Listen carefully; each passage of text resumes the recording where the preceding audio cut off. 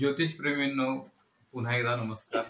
आता आपण जी रास पाहणार आहोत ती द्विस्वभावामधली चौथी रास आणि राशीक्रमानुसार 12वी रास म्हणजे मीन रास. ही जी मीन रास आहे ही एक सुद्धा गुरुची आहे आणि धनुरास सुद्धा गुरुची आहे. आणि त्या धनुराशीकडे काय आहे तर मनाची उभारी आहे आणि मीन राशीकडे काय आहे स्वप्नांची भरारी आहे. म्हणजे हा फरक तुम्ही लक्षात ठेवा की धनुराशीकडे आनंदाची फाईल आहे, आशावादाचं प्रोफाईल आहे, तर मीन राशीकडे क्यूट स्टाईल आहे आणि स्वीट स्माईल आहे. स्टाईल जी असेल स्टाईल मग देवानंद बघा, हेमालिनी बघा, हेलन, श्रीदेवी ही सगळी मंडळी मीन राशीची आहेत. यांची स्टाईल पाहिल्यावर मी काय जे म्हणतोय तुमच्या लक्ष येईल. त्या धनुराशीकडे आनंदाची फाईल आहे, आशावादाचं प्रोफाईल आहे, तर मीन राशीकडे क्यूट स्टाईल आहे आणि स्वीट स्माईल आहे. तेव्हा यांचं व्यक्तिमत्व तुमच्या डोळ्यासमोर आलं असेल मीन राशीचं. आपण त्यांचे स्ट्रॉंग पॉइंट्स कोणते आहेत ते बघूया. त्यांचा सगळ्यात मोठा स्ट्रॉंग पॉइंट आहे अंतस्फूर्ती.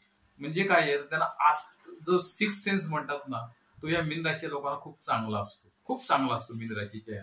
आणि याचं खरं कारण परत लॉजिकली लक्षात घ्या की मीन राशी मोक्ष त्रिकोणातली शेवटची राशी म्हणजे मोक्ष पाहिला जातो या मीन राशीवरून. आणि त्यामुळे तुमच्या जीवनात त्यांनी जे काही मिळवलेलं असं माणसांनी ते सगळी पुण्य या लोकांकडे उपजत आलेली असते गेल्या कित्येक जन्माची. आणि त्यामुळे या जन्मात त्यांना ती अंतस्फूर्ती म्हणजे सिक्स सेन्स ज्याला म्हणतात तो त्यांना लाभलेला असतो. तुम्हाला कॉमन सेन्सही नसतो, त्यांच्याकडे मात्र सिक्स सेन्स असतो. हे मीन राशीचं सगळ्यात मोठं वैशिष्ट्य आहे. आणि दूरदर्शी वृत्ती असते. गुरुची रास असल्यामुळं आणि शुक्राची उच्च रास असल्यामुळे बघा दोन शुभग्रहांची साथ लाभली आणि त्यामुळे त्यांच्याकडे दूरदर्शी वृत्ती आहे. पुढं काय होईल याचा अंदाज यांना लगेच येतो, यांना लगेच सुगावा लागतो. म्हणजे पुढं काय होणार आहे याचा जाणीव या लोकांना फार लवकर होते आणि याचाही परिणाम त्या सिक्स सेन्सची जवळचा आहे बरं का. आणि म्हणून दूरदर्शी वृत्ती याच्यात डेव्हलप झालेली असते चांगल्या प्रकारची. आणि म्हणून तुम्हाला जर दूरचं काही दूरगामी गोष्टी करणाऱ्या गोष्टी बघायच्या असतील तर मीन राशीच्या लोकांशी संपर्क साधा, त्यांचा सल्ला घ्या, वेगळ्या प्रकारे ते तुम्हाला त्याची माहिती देतील.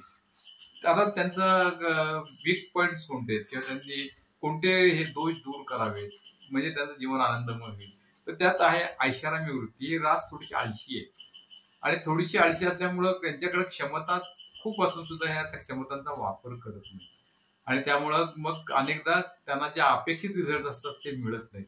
मग या लोकांनी आराम सोडून द्यायला पाहिजे. मी माझ्या स्वभावाच्या कार्यक्रमात गमतीने सांगतो की मीन राशीचे लोक कसे असतात तर कन्नड म्हणे खमंगुट्टा गडद दिद्दी म्हणजे चविष्ट जेवायचं आणि तंगड्यापासून झोपायचं. किंवा मराठीत आपण म्हणतो ना खायला आधी झोपायला मध्ये आणि कामाला कधी कधी, म्हणजे ही मीन रास आहे. हा यांचा दोष आहे, हा आराम करण्याच्या प्रवृत्तीचा. पण त्यांचा हा गुणही आहे की लाडीगोडी करून लाडीक बोलून समोरच्या गळ्यात पडून ही माणसं आपली कामं करून घेतात आणि त्यामुळे इतरांवर कामाचा लोड आणि मीन राशीकडे मात्र आरामाचा लोड असतो. म्हणजे आरामात बसले असतात तेव्हा आरामप्रियता त्यांनी थोडीशी दूर केली पाहिजे. दुसरा त्यांचा दुर्गुण म्हणजे स्वप्नाळू वृत्ती. तुम्हाला मला ब्लॅक अँड व्हाईट स्वप्न पडतात, मीनवाल्यांना मात्र इस्टमन कलर स्वप्न पडतात. आणि म्हणून या लोकांनी स्वप्न बघताना स्वप्नासाठी तुम्हाला जागायला लागतं.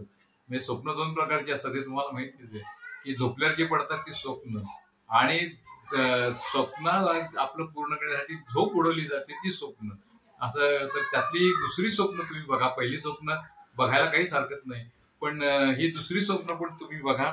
स्वप्न आणि त्या स्वप्नाळू वृत्तीला त्या प्रकारच्या स्वप्नाळू वृत्तीला थोडीशी मुरड घाला, थोडी कमी करा. आता आपण यांचे व्यवसाय कोणते यांना लाभदायक आहेत याचा आपण आढावा घेऊया. नेव्ही. आता नेव्ही का तर मीन राशी समुद्राशी संबंधित रास आहे आणि त्यामुळे नेव्हीशी यांचं फार जवळचं नातं आहे. जहाज बांधणी किंवा जहाज बांधणी संबंध समुद्राशी आहे. पुढे आहे आंतरराष्ट्रीय संस्थांचे संबंध. 12व्या स्थानावरून ज्योतिषशास्त्रात विदेश, परदेश आणि एकंदर हे सगळं पाहिलं जातं आणि त्यामुळे आंतरराष्ट्रीय संस्थांचे संबंध आहेत. म्हणजे आंतरराष्ट्रीय संस्थांमध्ये सुद्धा मोठ्या पदावरची माणसं मीन राशीची असतात. तेव्हा राजकीय सल्लागारांना जे सल्ला देतात ती ही माणसं मीन राशीची असतात आंतरराष्ट्रीय पातळीवर. पुढं शिक्षण आणि प्रशिक्षण संस्था. गुरु हा जो आहे हा शिक्षण देणारा आहे आणि म्हणून त्याचं नाव गुरुग्रह आहे. आणि एवढंच नव्हे तर या मीन राशीकडे गुरुग्रहाचा अनुग्रह तर त्यांच्यावर आहेत पण त्यांच्यावर शुक्राची सुद्धा अनुग्रह आहे आणि त्यामुळे ही माणसं प्रशिक्षण म्हणजे ज्याला वेगळ्या म्हणतात ना ट्युशन्स हे लोक चांगले चालवू शकतात. म्हणजे तुमच्या जर कॅपॅसिटी असेल तर जरूर प्रशिक्षण केंद्र चालू करा. मीनवाल्यांनी धार्मिक माणसं आहेत गुरुग्रह असल्यामुळं. गुरुग्रहामुळेच ही माणसं आध्यात्मिक आहेत. पण याच्यात एक फरक आहे. म्हणजे मी धनुराशीमध्ये आणि मीन राशीमध्ये फरक सांगतो की धनुराशीची माणसं पहिल्यापासूनच धार्मिक आध्यात्मिक असतात. मीन रास मात्र जीवनाच्या उत्तरार्धात 50 नंतर मात्र धर्माकडे आणि अध्यात्माकडे वळतात. कारण का तोपर्यंत शुक्राचा प्रभाव त्यांच्यावर असतो. आपण पुढे बघूया की धार्मिक आणि आध्यात्मिक संस्थांशी संबंधित जे विश्वस्त असतात, ट्रस्टीज जे असतात, त्यांना सल्ला देणारे जे असतात, त्यांचे हिशेब पाहणारे जे असतात, ते सुद्धा या मीन राशीचे असतात. परदेशीशी संबंध असल्यामुळे एक्सपोर्ट आणि इम्पोर्ट या दोन्ही गोष्टी यांच्याकडे असतात. तिथं काम करण्याची माणसं आहेत त्यांच्यावर मीन राशीचा मोठा प्रभाव असतो. पण याच्यात एक फरक आहे. म्हणजे मी धनुराशीमध्ये आणि मीन राशीमध्ये फरक सांगतो की धनुराशीची माणसं पहिल्यापासूनच धार्मिक आध्यात्मिक असतात. मीन रास मात्र जीवनाच्या उत्तरार्धात 50 नंतर मात्र धर्माकडे आणि अध्यात्माकडे वळतात. कारण का तोपर्यंत शुक्राचा प्रभाव त्यांच्यावर असतो. आपण पुढे बघूया की धार्मिक आणि आध्यात्मिक संस्थांशी संबंधित जे विश्वस्त असतात, ट्रस्टीज जे असतात, त्यांना सल्ला देणारे जे असतात, त्यांचे हिशेब पाहणारे जे असतात, ते सुद्धा या मीन राशीचे असतात. परदेशीशी संबंध असल्यामुळे एक्सपोर्ट आणि इम्पोर्ट या दोन्ही गोष्टी यांच्याकडे असतात. तिथं काम करण्याची माणसं आहेत त्यांच्यावर मीन राशीचा मोठा प्रभाव असतो. पासपोर्टची कार्यालय इथे याचा संबंध असतो. बँकांमध्ये ही माणसं असतात. कारण का शुक्राची उच्च रास आहे, त्या शुक्राशी सुद्धा यांचा चांगला संबंध असतो. त्या बँकांची अर्थकारणाशी संबंध असतो. आपण पुढे पाहणार आहोत यांची स्वभाव वैशिष्ट्ये. स्वभाव वैशिष्ट्यामध्ये आपण बघूया की अंतस्फूर्ती, मगाशीच आपण पहिला 6th सेन्स यांच्याकडे चांगला आहे. म्हणजे तुम्हाला अजून एक गंमत सांगतो की मीन राशीच्या लोकांना ही जी एक आघोरी शक्ती आहे याच्या संदर्भात लगेच जाणीव होते बरं का. म्हणजे भूत प्रेत या संदर्भातला थोडीशी कुणकुण चाहूल जी आपल्याला लागत नाही ती यांना लगेच लागते. अनेकदा मी सांगतो की तुमच्या घर कसं आहे आणि त्या घरामध्ये समजा जर काही विचित्र प्रकार असेल त्या मीन राशीच्या लोकांना तो लगेच लक्षात येतो. तेव्हा म्हणजे घरामध्ये कुठली जागा चांगली नाही, कुठली जागा चांगली आहे याचा सगळा अंदाज या मीन राशीच्या लोकांना चांगला येतो. तेव्हा अंतस्फूर्ती, गुरु आणि शुक्र या दोन्ही शुभग्रह आहेत त्यामुळे ही भूत दयावादी रास आहे की तुझं चांगलं आहे, माझं चांगलं आहे, आपण सगळेच आनंदात राहू. अशा प्रकारचा जो मध्यम मार्ग आहे तो मध्यम मार्ग या मीन राशीकडे आहे. मगाशी पाहिलं पण ही माणसं गुरु आणि शुक्राच्या प्रभावामुळे दूरदर्शी आहेत, दूरच्या योजना आखणारी आहेत. आणि आपण माझी कन्या राशीवाले अंमलबजावणी करतात, हे अंमलबजावणी थोडे कमी पडतात. म्हणजे यांनी अंमलबजावणीवर अधिक लक्ष द्यावं. स्वप्नदर्शी आहेत, लोकांना वेगवेगळी स्वप्न दाखवतात आणि लोकांना एक प्रकारे प्रेरित आणि प्रोत्साहित करतात त्या स्वप्नांचा पाठलाग करण्यासाठी. जसं यांनी प्रेरित व्हावं आणि प्रोत्साहित व्हावं आणि आपली स्वप्न पुरी करावी.